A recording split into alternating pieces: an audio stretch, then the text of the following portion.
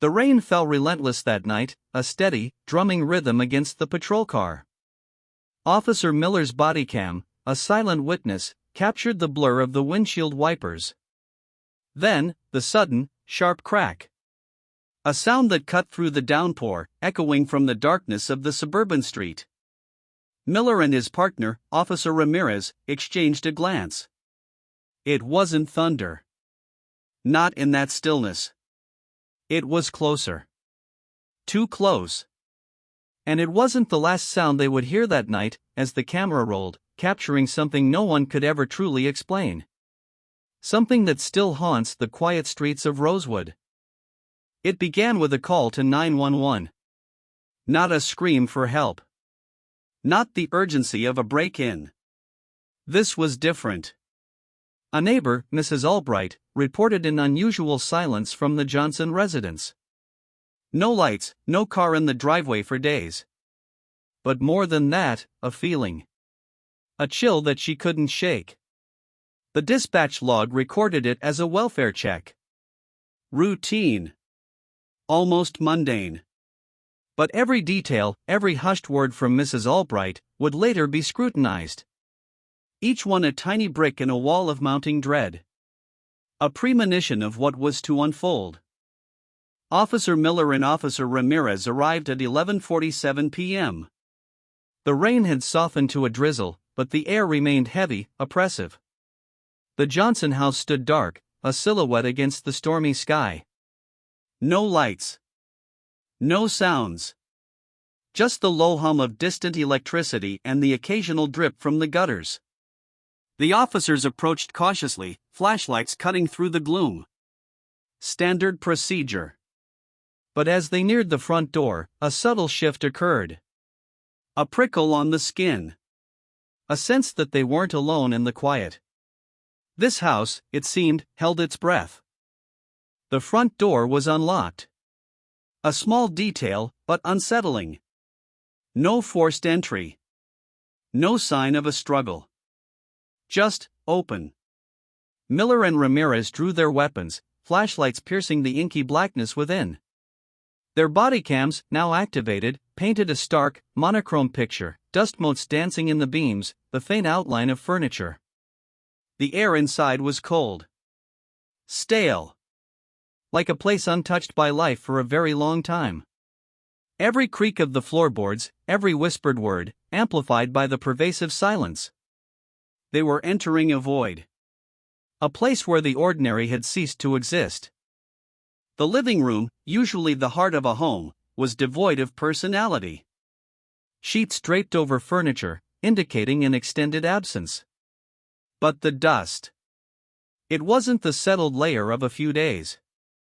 This was thick, undisturbed, as if the house had been sealed for months. The air grew heavier. The officers moved slowly, methodically, their breaths visible in the cold air. Ramirez called out, "Police! Anyone home?" The only response was the echo of his own voice, swallowed by the suffocating quiet. The bodycam continued to record, a dispassionate observer capturing the eerie stillness. As they moved deeper into the kitchen, a faint sound reached them. A whisper. Indistinct. Miller paused, his flashlight beam freezing on a corner.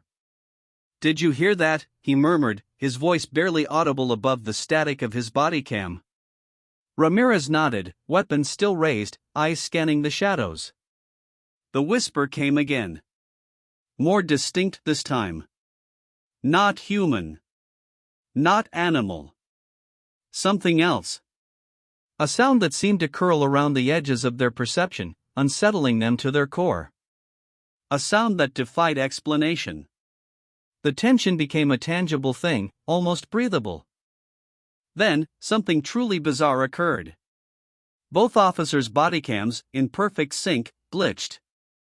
A momentary scramble of pixels, a brief static burst, before clarity returned. In that precise instant, according to Miller's later testimony, the temperature in the room plummeted. A cold so absolute it stole their breath. And for a fraction of a second, just at the edge of the frame, a shadow. Something tall. Elongated.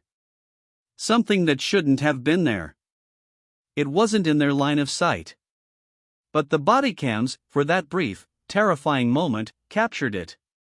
A chilling anomaly. The source of the cold, they instinctively knew, was the basement. A heavy wooden door, slightly ajar, stood at the end of a dimly lit corridor. From behind it, a low, guttural thrumming. Not a vibration, but a sound that resonated deep within their chests. The officers exchanged another look. Hesitation. Fear, perhaps. But duty called. Miller, always the lead, pushed the door open wider. The thrumming intensified. The body cam dipped, showing a flight of dark, steep wooden steps. And then, a sound like a wet crunch. From below. From the absolute darkness. Miller started down the steps, Ramirez covering him. The air grew colder, heavier, charged with an unspoken presence. The thrumming, now constant, seemed to vibrate through the very structure of the house. The body cam showed only a sliver of the basement floor, just enough to reveal a concrete slab, and something indistinct. Miller's hand, trembling slightly, reached for his radio. "Dispatch, we have activity in the basement. Requesting backup, immediate." His voice was strained. He didn't finish the sentence. The radio crackled. And then, silence. A deafening, total silence. The silence lasted for 5 agonizing seconds. On the body cam footage, the thrumming, the whispers, all gone. Only the officer's ragged breathing. Then, the camera jolted. A sudden, violent jerk. Miller's flashlight beam swung wildly, revealing nothing but fleeting shadows. There was a gasp, raw and primal, from Ramirez. And just as quickly as it began, it ended. The camera stabilized. Miller was standing alone. Ramirez was gone. Vanished. The footage showed no struggle, no sound of a retreat, no physical contact. Only Miller, staring into the empty space where his partner had been. Officer Miller's official statement, given hours later, was clear, yet impossible. He claimed he saw nothing. Felt nothing. Simply, Ramirez was there, and then he wasn't. The body cam, the unimpeachable witness, corroborated the visual. The sudden jolt, the disappearance. But what caused the jolt? What force snatched a fully equipped police officer into thin air? The internal investigation team reviewed the footage hundreds of times. Frame by agonizing frame. They brought in audio specialists, video analysts. All to no avail. The truth, if there was one, remained hidden within those pixels. A full-scale search and rescue operation was launched within the hour. Dozens of officers, K-9 units, thermal imaging drones. The entire Johnson house and its surrounding property were meticulously combed. Not a trace of Officer Ramirez. No footprints. No torn fabric. No disturbed soil. Nothing. It was as if he had never been there. The only thing left was Officer Miller, traumatized, and the silent, unblinking eye of his body cam, holding the impossible truth. The rain had stopped, but a new kind of chill had settled over Rosewood. Further investigation revealed the Johnsons, the house's owners, had been on an extended vacation for 6 weeks. They were contacted, shocked and confused. They confirmed no one should have been in the house. No history of squatters. No known enemies. A perfectly ordinary family, living in a perfectly ordinary suburban home. Or so it seemed. The house itself offered no further clues. No secret passages. No hidden rooms. Just the dust, the cold, and the lingering, inexplicable sense of dread that clung to its walls. A house that had swallowed a man whole. Forensic teams meticulously swept the basement. Trace evidence kits. Luminol. UV lights. What they found only deepened the mystery. microscopic traces of an unknown biological substance. Not human. Not animal. And, strangely, a unique electromagnetic signature. A transient burst that coincided precisely with the Bodycam's glitch and Ramirez's disappearance. It pointed to something highly unusual. Something beyond current scientific understanding. The investigators were left with data that confirmed an event, but offered no explanation for its nature. No culprit. No motive. Just an impossible void. Days turned into weeks. Weeks into months. The case of Officer Ramirez became a file labeled unsolved. A haunting footnote in the department's history. Officer Miller was eventually cleared of any wrongdoing, but the incident left an indelible mark. He retired shortly after, unable to shake the image of his partner vanishing. The Bodycam footage, once a tool for transparency, became a chilling testament to the inexplicable. It stands as a stark reminder that some realities defy all logic, all reason. Some truths are too terrifying to fully comprehend. What happened to Officer Ramirez that night? Was it a phenomenon utterly unknown to science? A malevolent entity?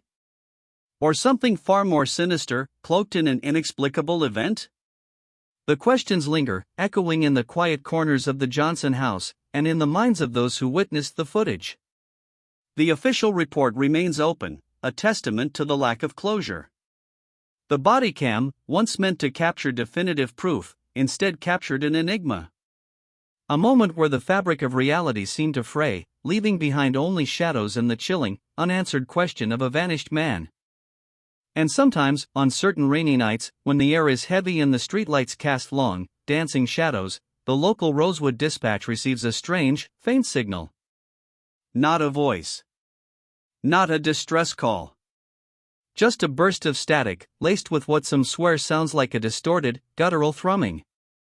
The exact frequency, the exact signature, that emanated from the Johnson house.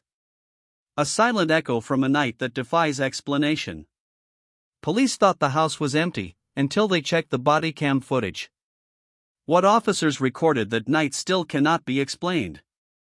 Some mysteries, it seems, prefer to stay that way.